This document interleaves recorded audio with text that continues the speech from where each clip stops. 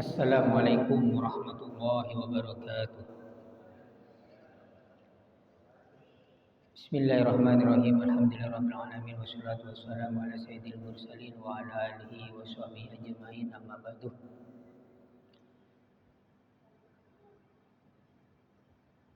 Para jamaah, para hadirin wal hadirat yang dimuliakan Allah taala, melanjutkan pertemuan sebelumnya, yaitu faslun an-niyatu salasu darajatin di dalam kitab Safinatun Najah. Bismillahirrahmanirrahim. Qala muallif rahimahullah wa nafa'ana bihi wa bil mufiddin amin. Faslun an-niyatu salasu darajatin. In kanatis sholatu fardon wajaba qasdul fi'li wat ta'yin wal fardiyah. Wa in kanat nafilatan muaqqatatan karatibatin aw dati sababin wajaba qasdul fi'li wat ta'yin. Wa in kanat nafilatan mutlaqatan wajaba qasdul fi'li faqat. Al fi'lu usalli wat ta'yinu duhran au asran wal fardiyatu fardun. Faslun syurutu takbiratul ihram 16. Bismillahirrahmanirrahim. Pembahasan ini tentang niat. Jadi pasal ini menjelaskan tentang niat. Niat itu merupakan pondasi di dalam sebuah ibadah, rukun. Barang siapa yang tidak niat, barang siapa yang melakukan ibadah tanpa niat, maka ibadahnya tidak sah, seperti sholat, wudu, puasa, dan lain sebagainya. Dan orang yang melakukan pekerjaan baik disertai dengan ibadah, maka dia akan mendapatkan pahala. Contohnya seperti ini. Saya mau melakukan kebaikan minggu depan. Kemudian di pertengahan saya sakit, tidak bisa melakukan itu. Maka itu sudah mendapatkan nilai ibadah gara-gara niat. Maka para jamaah, niat itu memang pondasi. Sebuah bangunan itu pondasi. Nah, sesuai dengan hadis innamal a'malu binniyat. Pahala akan didapatkan orang yang melakukan ibadah dengan niat. Jika dia tidak niat, maka dia tidak dapat pahala. Nah, bahkan disebutkan, barang siapa yang melakukan amal baik, kemudian dia berhalangan untuk melakukan tersebut, seperti sakit, wafat, dan lain sebagainya, maka tetap dicatat pahala oleh Allah Ta'ala.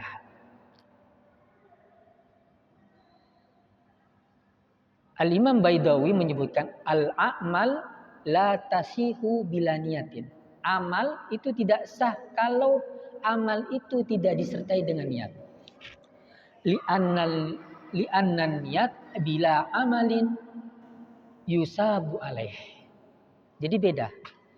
Ada orang melakukan amal kebaikan tanpa niat, maka tidak sah.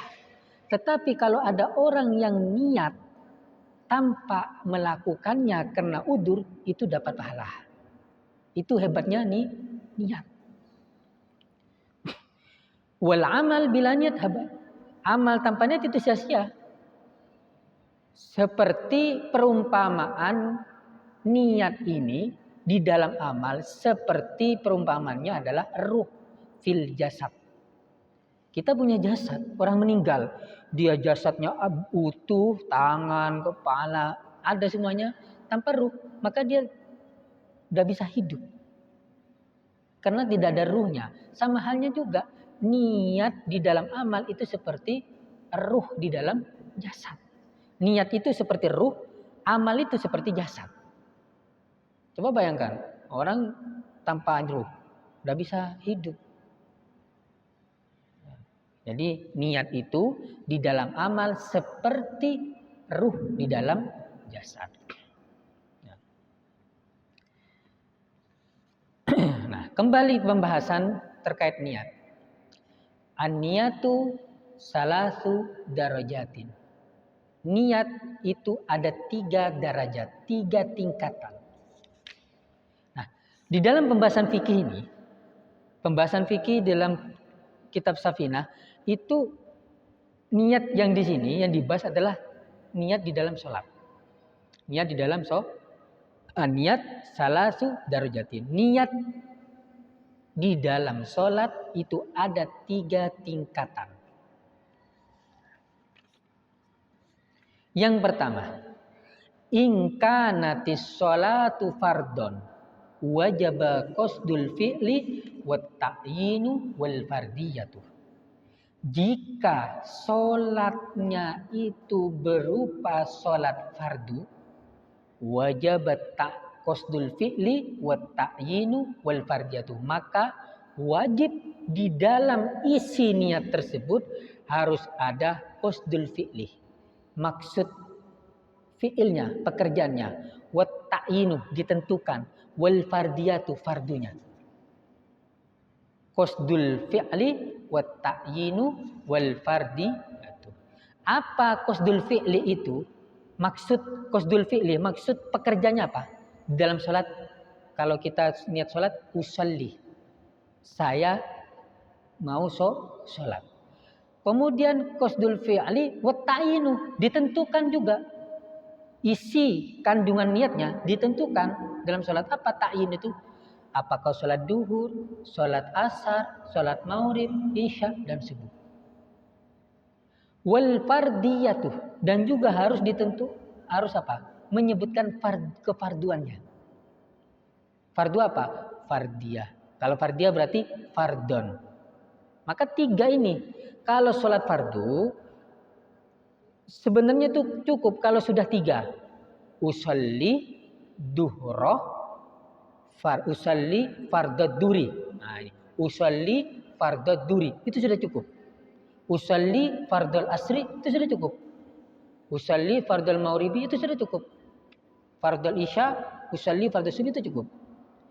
Tanpa menyebutkan bilangan rakaat, tanpa menyebutkan menghadap kiblat, tanpa menyebutkan lillahi ta'ala.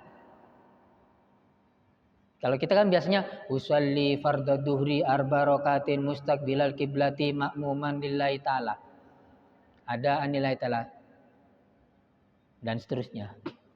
Nanti pembahasan makmum sama imam itu lain. Ini kalau kita sholat sendirian. Tapi kalau makmum itu tetap, kalau imam itu mungkin setelahnya ada. Kalau imam itu yang wajib hanya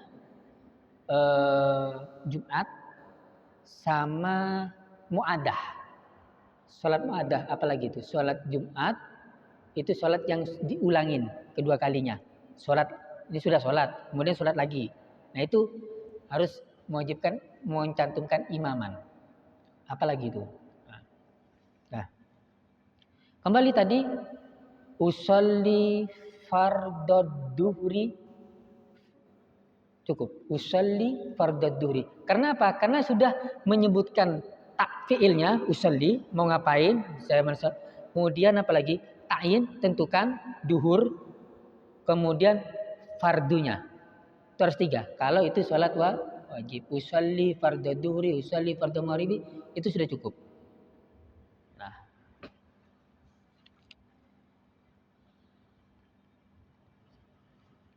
Kemudian qasdul fi'lih. Jika sholat fardu maka wajib qasdul fi'lih. Bermaksud untuk melakukan. Kenapa? Niyatu fi'li sholat alladzi istahdara li tatamayyaza an sairil a'mal wa la tajibu idafatu ila Allah. Li'anna al-ibadah la takun illa lahu. Nah, niat melakukan sholat itu agar menghadirkan di dalam hatinya itu supaya membedakan dari pekerjaan yang lain. Tujuannya menyebutkan fi'il usalli, qasdul fi usalli, membedakan dengan pekerjaan yang lain. Nah, dan tidak wajib menyandarkan atau menyebut di dalam niat itu lillahi ta'ala. Tetapi itu hanya lillahi ta'ala. Kenapa kok tidak wajib? Lillahi ta'ala. Li'annal ibadah la takun illa lahu subhanahu wa ta'ala. Karena ibadah itu pasti untuk karena Allah. Pasti orang melakukan ibadah itu karena Allah Ta'ala. Maka tidak wajib menyandarkan niat di dalam sholat dengan tambahan lillahi ta'ala. Tetapi sunat. Sunat. Apa tuh? Liyatahaqqaq makna ikhlas. Biar dia tujuan sunat. Kenapa sunat? Agar memantapkan di dalam dirinya itu makna ikhlasnya. Mana keikhlasannya. Memantapkan.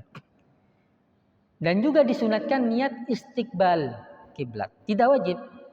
Salli fardal duhri arba rakaat mustabila kiblati, kan biasanya kita mustabila menghadap kiblat. Tidak wajib. Dan juga tidak wajib menyebut rakaat, tapi itu semuanya sunnah. Nah, kenapa apa fungsinya? Jika niat menghadap kiblat dan bilang rakaat itu tidak masuk wajib, tapi sunat. Nah, kalau wajib nih, semisal wajib ya, ini, maka kalau wajib, ketika kita niatnya keliru, contoh duhur, contoh gini maghrib ya, maghrib itu 3 rakaat.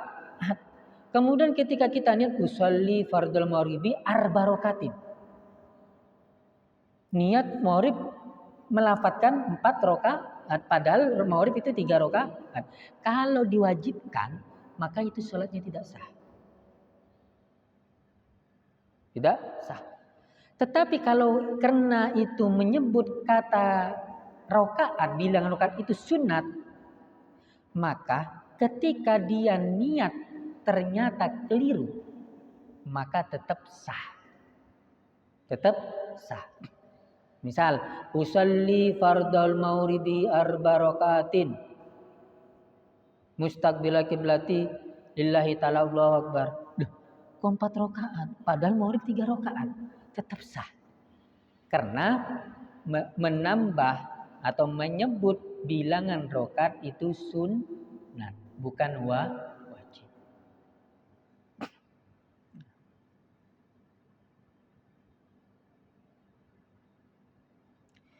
Kemudian yang nomor 2 adalah ta'yin, menentukan dari salat duhur, asar, maghrib, isya, subuh, supaya apa tujuannya? Biar membedakan dari salat yang lain. Apakah dia mau salat duhur, apakah salat asar, atau dia mau salat qadha, apa dia mau salat sunat.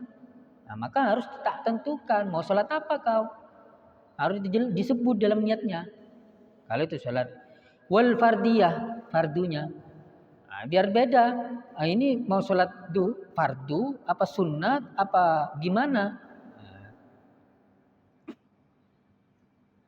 Jadi tujuannya kenapa disebutkan fardu? Tujuannya disebutkan fardu itu tujuannya apa? Biar membedakan dari sholat sunat. Nah, tetapi fala tajibu ini. Al-fardiyah wa salisu al-fardiyatu. mulahadatul fardiyah wa qasduha fayulahid wa yaksidu kauna sholat fardhan litamayyaz anil nafli. Biar tujuannya menyebut fardu itu dalam sholat biar apa? Beda dari sholat sunnah. Fala tajibul fardiyatu fi sholatis sobiyyi. Nah ini. Tidak wajib melafatkan fardu khusus sholatnya sobi. Khusus sholatnya sobi.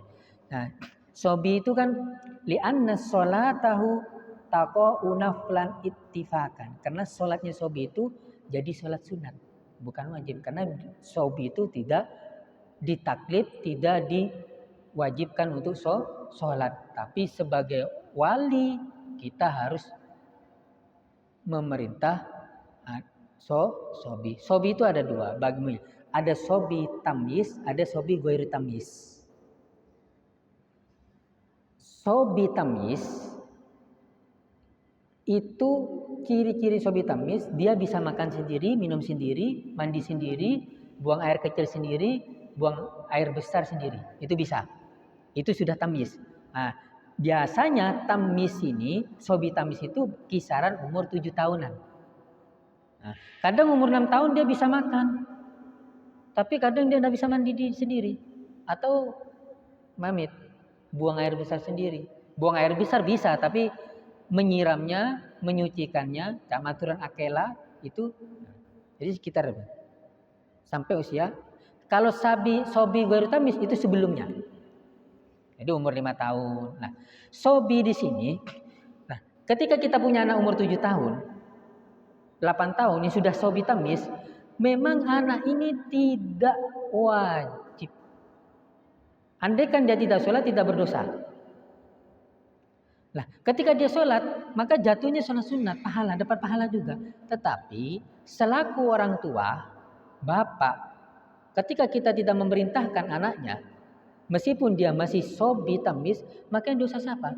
Bapaknya. Karena diperintahkan ketika anak yang sudah umur 7 tahun, bapak nyuruh anaknya sholat. Andai kan anaknya dah sholat umur 7 tahun, 8 tahun, dia belum balik, dah dosa.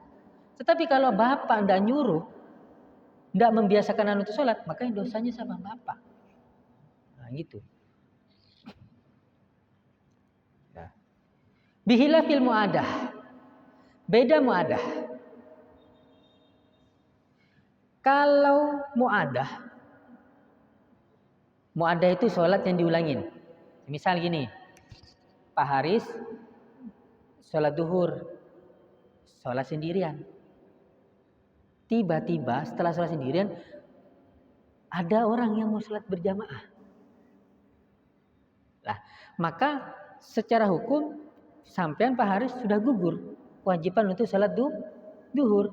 Tetapi karena ada jamaah, mau sholat lagi. Ya kan? Tadi sholat yang pertama itu sholat sendirian. Karena sholat jamaah saya sudah istiqomah sholat jamaah, udah mau gugur lepas dari sholat jamaah, maka saya mau sholat jamaah kedua kalinya. Nah, maka posisi Pak Haris yang sholat kedua kali yang berjamaah, ulama berbeda pendapat. Ada yang mengatakan sholat kedua kalinya Pak Haris tetap menggunakan fardiyah, harus. Yang kedua, pendapat kedua, boleh tidak menggunakan fardiyahnya. Contoh ini, usalli duhra arba rakatin mustabil qiblati makmuman, tidak pakai fardu. Itu boleh. Kenapa? Karena yang kedua kali, kata pendapat kedua ini, itu dianggap sunat. Bukan wajib. Yang wajib yang pertama sudah gugur. Nah itu. Itu kalau yang mau ada sholat yang diulangin. Sholat yang diulangin ini apakah tetap niatnya disebutkan fardunya apa enggak? Nah, itu beda pendapat. Yang pertama tetap, yang kedua tidak wajib. Terserah mau disebut mau enggak. Nah.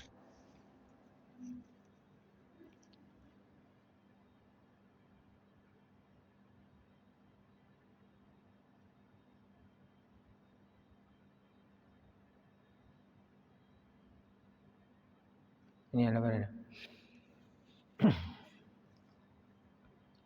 Kemudian, yang pertama ya, sholat fardu itu harus ditentukan pekerjaannya. Maksud pekerjaannya apa? Mau sholat usolli, kemudian ditentukan duhur, asarnya, kemudian nyebut fardu. Jadi 3. Kalau sholat wajib. Yang nomor 2, wa in kanat nafilatan muaqqatatan karotibatin audati sababin wajaba qasdul fi'li wa ta'yinu. Jika sholat sunat yang diwaktui, yang dibatasi dengan waktu, seperti karotibatin, seperti sholat sunat rawatib, sholat sunat qobliyah, ba'diyah, atau sholat sunat yang lain apa? Witir, duha, apalagi tasbih, sholat sunat yang lain yang memang ada waktunya. Sholat witir setelah sholat isya, kemudian sholat duha waktunya pagi kan, setelah qadru rumhin.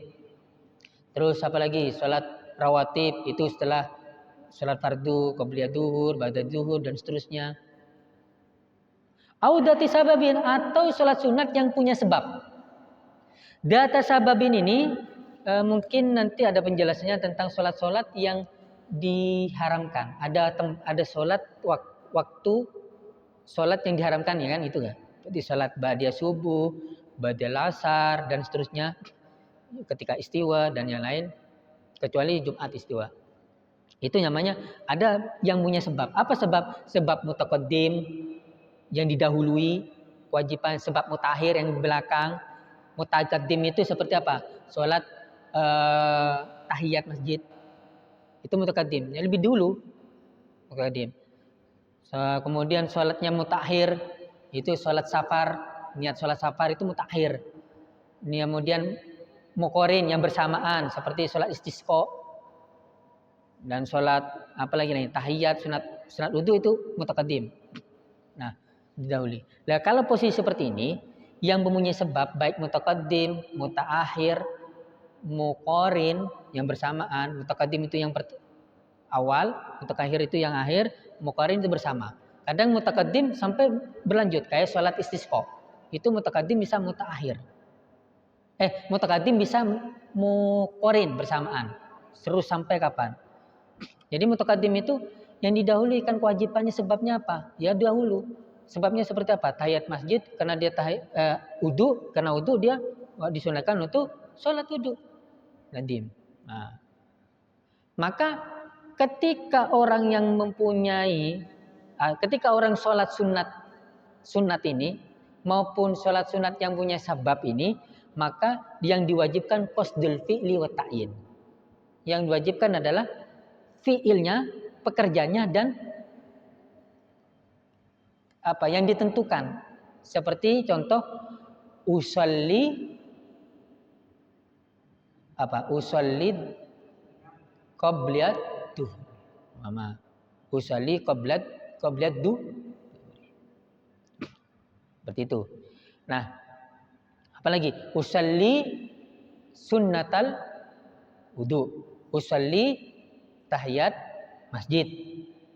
Nah itu tuh 2. Usolli istisqa dan yang sebagainya. Nah,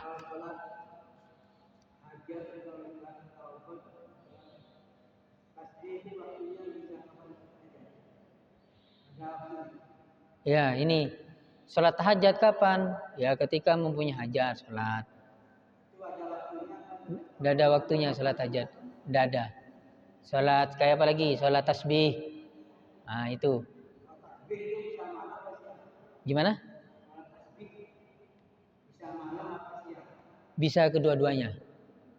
Bisa siang, bisa malam. Nah, tapi kalau lebih utama ya, lupa ya. Itu di malam hari. Sholat tasbih itu tidak dibatasi waktunya kapan. Nah, cuma gini, nanti ada penjelasannya. Ada waktu yang memang diharamkan untuk sholat, kecuali yang punya sebab. Nah, Punya sebab. Contohnya gini. Salah satu waktu yang dilarang itu setelah sholat subuh. Nah, contoh ya. Panjenengan masuk masjid subuh itu sudah qomat. Masuk ke masjid itu sudah qomat. Maka otomatis sampean tidak bisa sholat sunat qobliyah subuh. Sampai ikut. Nah, sholat sunat qobliyah subuh itu namanya yang punya sebabnya mutakaddim yang terdahulu. Karena sebelum sholat subuh itu harus dianjurkan untuk sholat sunat qobliyah subuh. Nah, sampai ke posisi seperti ini, sholat subuh berjamaah. Setelah sholat subuh, bolehkah saya sampean sholat sunat qobliyah subuh tadi yang belum sempat untuk sholat? Padahal setelah sholat subuh itu adalah waktu yang diharamkan untuk sholat. Maka bagaimana? Maka menurut Imam Syafi'i itu sah. Sholat sunat qobliyah subuh setelah sholat subuh. Meskipun setelah sholat subuh itu dilarang. Karena apa? Karena ada datu sabab yang punya sebab. Sebabnya mutakaddim. Nah, yang jadi pertanyaannya, apakah sholat sunat qobliyah subuh itu harus boleh dikerjakan langsung setelah sholat atau nunggu nanti? Kalau Imam Syafi'i, madhab Imam Syafi'i boleh langsung. Tetapi ada yang mengatakan sebagian di kalangan madhab Syafi'i itu dianjurkan untuk sholatnya ketika setelah isyraq, setelah qadrul rumhin, mungkin sekitar waktunya duha ya. Diakhirkan, tetapi niat kodoan. Kalau yang setelah subuh langsung itu tidak usah niat kodoan. Nah, gitu. Jadi sholat sunat sholat sunat qobliyah boleh dilakukan setelah sholat fardu tanpa nyebut kodoan. Tetapi sholat sunat ba'diyah tidak boleh dilakukan sebelum sholat. Nah, ketika sampean kasus berangkat masuk ke masjid ternyata sudah qomat, maka bagaimana? Terserah. Mau sholat sunat langsung apa nunggu nanti? Itu. Kalau Abu Hanifah ya tidak boleh. Kalau Abu Hanifah tidak boleh. Jadi kalau Abu Hanifah itu kasus yang tadi harus sholatnya nanti di waktu duha. Itu waktu duhanya. Hah? Tetap sholat sunat qobliyah subuh tapi kodoan. Nah, itu. Tapi Imam Syafi'i, kita madhab Imam Syafi'i boleh cara langsung. Karena apa? Karena dia sudah punya sebab. Jadi kan memang ada waktu yang diharamkan sholat di berapa waktu kan, seperti sholat setelah sholat subuh. Tapi itu keharamannya itu tidak mutlak. Kalau mutlak kan haram ya, udah bisa kemana-mana. Tapi kalau tidak mutlak ya boleh asalkan punya sebab seperti mutakaddim. Apa mutakaddim yang awal? Karena sholat sunat qobliyah subuh itu kan dianjurkan sebelum sholat subuh. Ada yang mutaakhir belakangan, ada yang muqorin bersamaan. Seperti sholat istisqa dan seterusnya.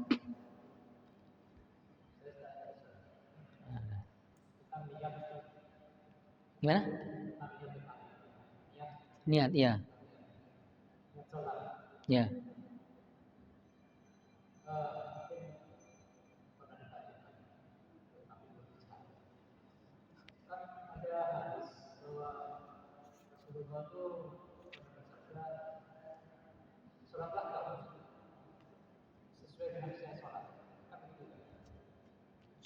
Ya.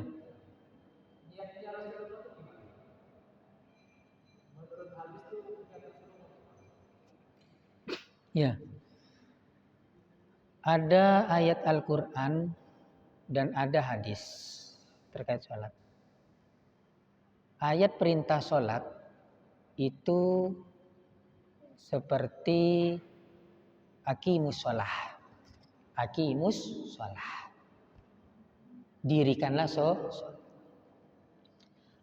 Hadis menyebutkan sallu kama ra'aitumuni usolli. Sholatlah kalian sebagaimana saya sholat. Di dalam Al-Quran dan hadis tidak disebutkan secara spesifik, detail. Perintah sholat dalam Al-Quran tidak jelaskan secara detail. Hanya perintahnya untuk sholat. Aqimus sholata. Dirikanlah sholat. Tidak disebutkan tentang niat, tentang bagaimana takbiratul ihram, bagaimana. Nah, maka hadis ini fungsinya sallu kama ra'aitumuni, fungsinya sebagai menafsirkan ayat tadi, aqimus shalah.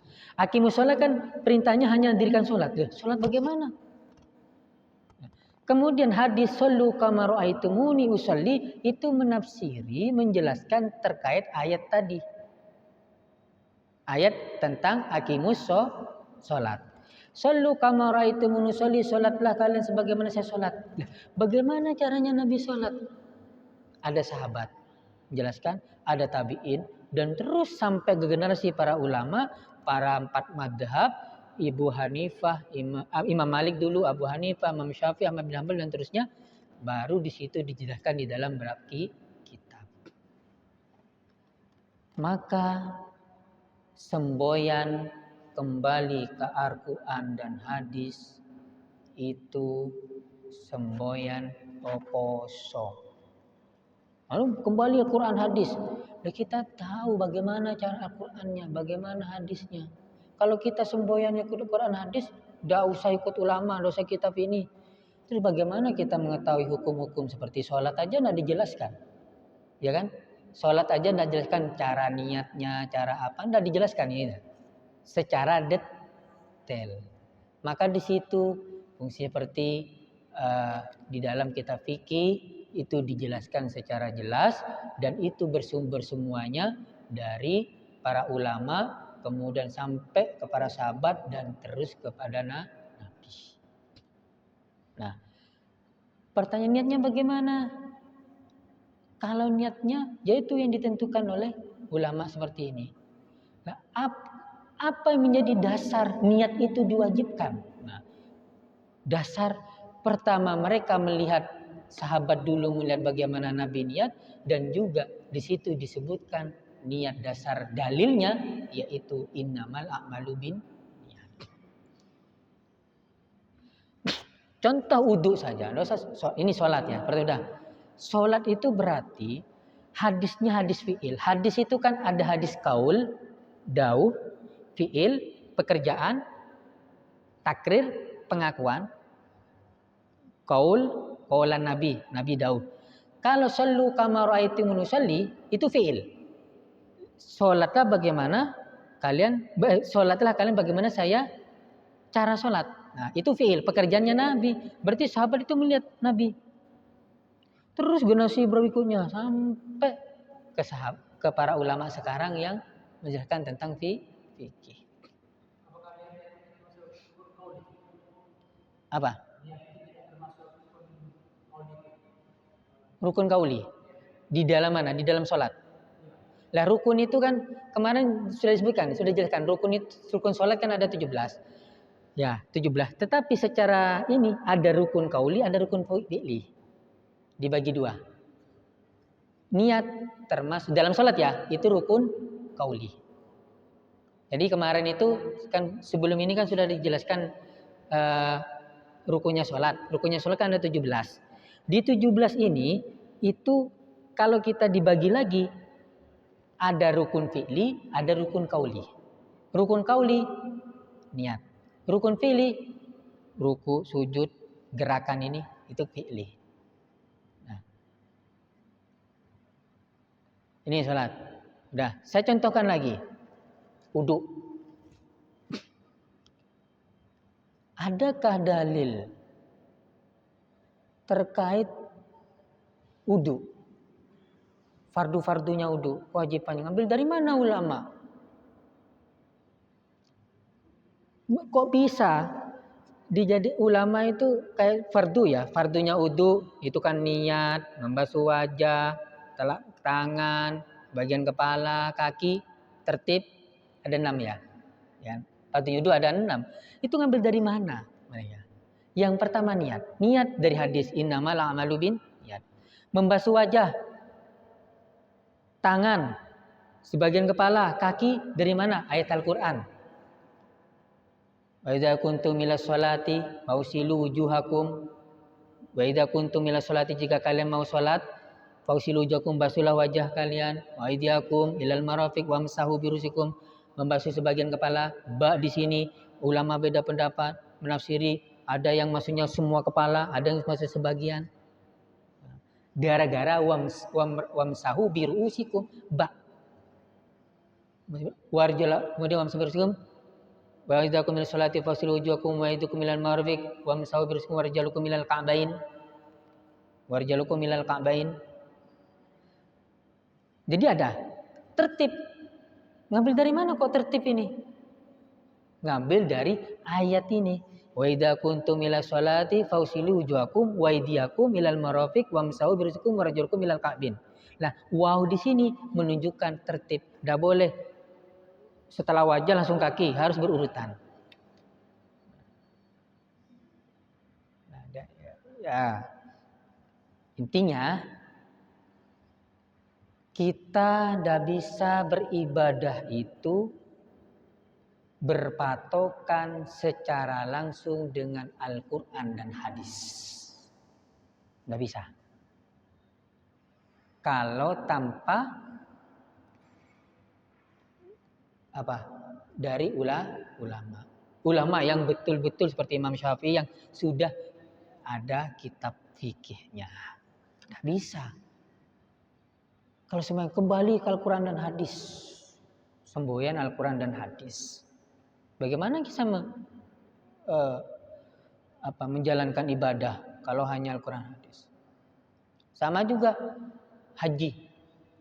Haji juga ada ayat Quran menjelaskan haji, bagi haji faman hajjal baita tarwal janah lahi, tentang tawaf juga dijelaskan di situ, kewajiban haji bagi yang mampu ya. Terus bagaimana cara haji? Hadis, apa hadisnya? Hudu anni manasikakum. Hudu anni manasikakum, sama tadi sallu kama ra'aitumuni. Bedanya kalau haji hudu anni manasikakum. Ayo, mau haji bagaimana? Ambil bagaimana saya haji. Hudu anni manasikakum. Ambil dariku manasik tentang haji. Nah, haji itu prakteknya namanya. Itu semuanya bersumber tawaf. Seperti kita melempar jamarat. Apa? Kalau ini mabid di Mina, kayak semacam ini semacam kalau gerak-gerakan kok melempar itu kan sudah ada solusinya haji. Ada hadis yang memuatkan al-hajju bi Arafah, haji itu di Arafah. Kalau tidak ada Arafah, ya ada haji. Jadi ketika ada mengatakan ada Arafah itu tetap haji, nah, itu tidak haji itu. Yang jelas haji itu di Arafah.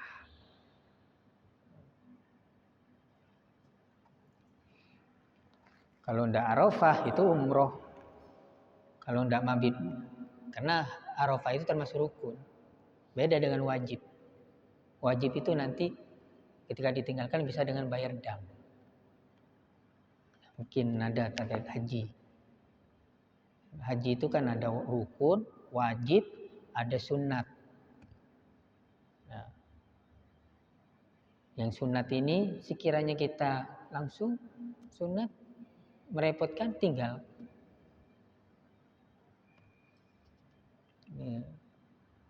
Mabit itu termasuk wajib. Mabit Muzdalifah. Dan itu dapat 2 pilihan. Ayatnya Al-Qur'annya ada itu. Apa itu? Lupa saya. Ada gitu. Nafar awal, nafar sani, ya ini bisa. Ya Allah lupa saya. Ada terkait nafar awal, nafar sani itu disebutkan. Dia dapat pilihan kita. Mau 3 hari, mau 2 hari. Dan seterusnya. Artinya kita tidak bisa beribadah kepada Allah Ta'ala apapun itu kalau hanya bermodal Al-Quran dan hadis. Kita tahu sholat bagaimana? Apakah kita dulu waktu caranya sholat langsung dikasih tahu Al-Qurannya gini? Tidak. Dari temurun-temurun. Caranya Nabi itu sholat itu kan tadi mbak, saya kembali ke sholat. Sallu kama ra'aitumuni usolli. Lah, kamu sholat lihat saya. Nah, kok bisa beda Ustaz? Sholatnya antara yang satu dengan yang lain. Dari segi Fatihahnya saja beda. Bukan isi Fatihahnya, basmalahnya maksudnya. Apakah basmalah itu termasuk wajib apa enggak? Terus mengangkat tangan. Itu ada yang beda. Ada yang seperti ini, ada yang kayak gini. Itu beda. Terus tangan. Ada yang kayak gini, ada yang gini, ada yang kayak gini, ada yang kaki. Bukannya kaki, ada yang terlalu lebar, ada yang enggak. Ketika tahiyat. Ada yang gini. Ada yang enggak, ya kan? Nah, dan seterusnya. Itu bagaimana? Itu semuanya kita tidak perlu salahkan, ada dasarnya. Sebenarnya ketika itu selalu kamar itu dikuatkan dengan hadis yang lain. Lah ketika kok pernah Nabi seperti ini, ada Nabi satunya seperti ini. Lah ini siapa yang bisa menjelaskan? Para ulama. Oh maksudnya seperti ini. Saya masih ingat itu ketika takbir ya. Tapi kita tidak boleh menyalahkan kayak gini. Kan masalah hilafnya jangan nyalahkan. Ini salah, jangan. Yang salah itu kalau orang tidak sholat. Yang sholat kok disalahkan, itu. Ya herannya seperti itu. Masih sholat disalahkan. Yang banyak yang tidak sholat. Kok kenapa nggak kita dakwahi orang tidak sholat itu? Kok hilangan masalah ngangkat tangan, telunjuk sebagainya kok itu diperdebatkan. Tetapi min babil dari urusan ilmu. Ketika masalah angkat kayak gini, kok gini sampai ke daun telinga, nah ini ada mengatakan Nabi kadang gini, kadang gini. Nah ini ada mengatakan dijadikan satu. Nah seperti ini, angkat gini. Ya benar. Nah, walhasil sama-sama benar. Kalau dari bab untuk mengetahui silahkan tidak apa-apa. Oh dalilnya gimana kok seperti ini, tidak apa-apa. Tetapi itu hanya sekedar ilmu, pengetahuan saja, tapi bukan menjadikan menyalahkan orang lain. Terkait sholat tarawih itu kok bisa ya? Saya juga heran. Kok rebutan masjid, satunya masjid yang 20 rakaat, satunya 8 rakaat, saling tengkar. Kok tengkar urusan yang sholat tarawih terkait bilangan rakaat? Syukur-syukur mereka sholat sunat tarawih. Wong di luar sana banyak dah tarawih. Gak usah tarawih sunat, mau akad puasa aja ada. Nah, jadi kenapa kita kok lebih disibukkan atau diributkan oleh hal-hal yang perbedaan terkait dan sebagainya. Nah, ini terakhir yang nomor 3, wa in kanat nafilatan mutlaqatan wajaba qasdul fi'li faqat. Jika salatnya salat sunat mutlak, usolli sunat, maka cukup fi'il. Usolli Allahu akbar. Usolli Allahu akbar. Cukup qasdul fi'li. Nah, jadi ada 3 niat dalam salat. Kalau salat fardu harus ada usolli, kemudian sholat ta'yin ditentukan, kemudian fardunya. Maka cukup usolli fardhu duri itu sudah cukup. Kalau sholat sunat rawatib maka harus disebutkan usolli qobliyah duhri. Nah itu sudah cukup. usalli qobliyatad duri. Enggak usah pakai sunatan, cukup karena fi'il wa ta'yin ditentukan. Qobliyat duhur apa ba'da duhur, qobliyat maghrib apa ba'da maghrib, qobliyat isya ba'da maghrib, itu cukup.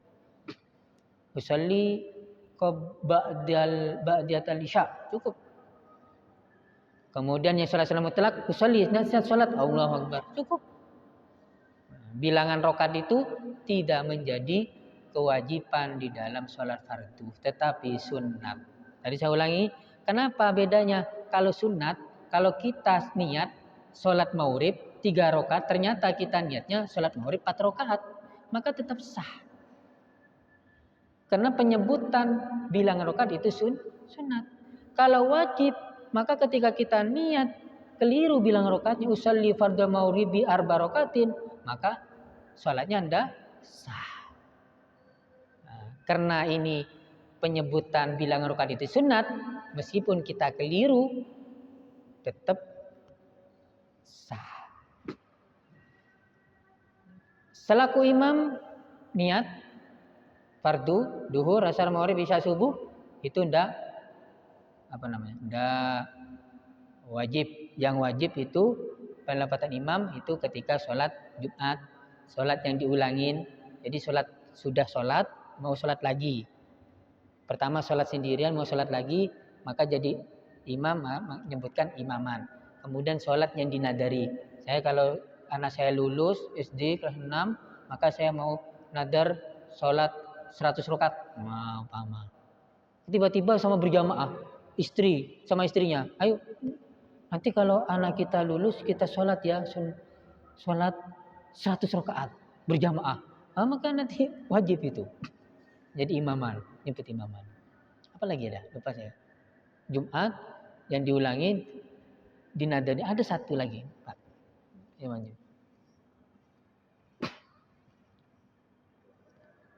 kalau jadi imam, niat harus niat imaman.